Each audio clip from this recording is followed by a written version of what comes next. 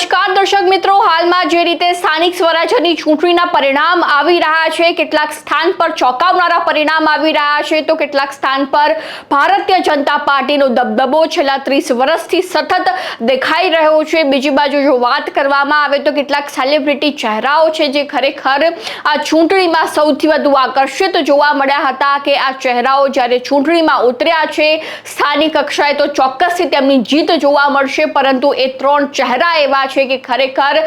તેમની કારમી હાર જોવા મળી છે। એ જ ત્રણ ચહેરાઓ વિશે વાત કરીએ કે જે રીતે બીજી બાજુ જો ભૂપત ભાયાણીની વાત કરવામાં આવે તો તેઓ પણ એક પક્ષપલટુ નેતા તરીકે ઓળખાય છે, જેમાં પહેલા તેઓ આમ આદમી પાર્ટીમાંથી લડ્યા, લોકોએ તેમના પર વિશ્વાસ પણ કર્યો, ધારાસભ્ય પણ બનાવ્યા અને તેના થોડા સમય બાદ ભારતીય જનતા પાર્ટીમાં જે છે તે જોડાઈ ચૂક્યા હતા। ત્યારબાદ પેટા ચૂંટણીમાં એવી આશા હતી કે ભૂપત ભાયાણીને ટિકિટ આપવામાં આવશે, તો તેમાં પણ તેમનું પત્તું કપાઈ ગયું અને હવે તેઓ નસીબ અજમાવવા માટે સ્થાનિક સ્વરાજ્યની ચૂંટણીમાં તેમને ઝંપલાવ્યું। ભારતીય જનતા પાર્ટીએ તેમના પર વિશ્વાસ મૂકીને તેમને ટિકિટ પણ આપી, પરંતુ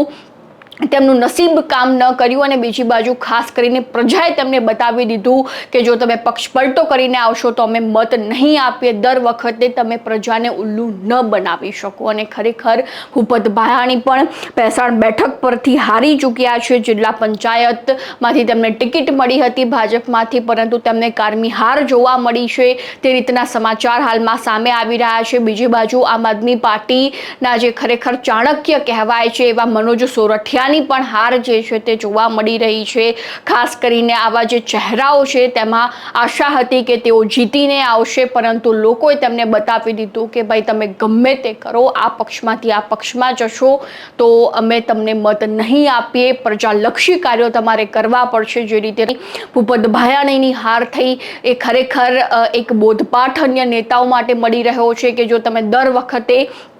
તમારું પોતાનું વિચારશો, પ્રજા માટે વિચાર નહીં કરો તો પ્રજા તમારો પણ વિચાર નહીં કરે, તે રીતની સ્થિતિ જે છે તે આ ચૂંટણીમાં જોવા મળી રહી છે। બીજી બાજુ જો વાત કરવામાં આવે તો મહેસાણાની ખાસ મધ્ય ગુજરાત બાદ સૌરાષ્ટ્ર બાદ જો આપણે મહેસાણાની વાત કરીએ તો ઉત્તર ગુજરાતમાં જે રીતે મહેસાણામાં ખાસ ભારતીય જનતા પાર્ટીનો દબદબો જોવા મળી રહ્યો છે, જેમાં મહેસાણા મનપા ચૂંટણીમાં વોર્ડ નંબર 2ના ભાજપના પેનલ જે છે તે જીતી ચૂકી છે। ત્યારબાદ જો વાત કરવામાં આવે તો કેટલાક સ્થાન પર કોંગ્રેસ પણ આગળ જોવા મળી રહી છે। સુરતમાં ખાસ કોંગ્રેસે ખાતું ખોલાવવાના સમાચાર સામે આવી રહ્યા છે, જો કે સુરતની અપડેટ્સ અમે તમને સતત આપતા રહીશું। આ વિડીયો બાદ જે નવી અપડેટ્સ આવશે તેમાં સુરતથી જેટલા પણ સમાચાર સામે આવશે અમે તમારા સુધી પહોંચાડતા રહીશું, કારણ કે સુરત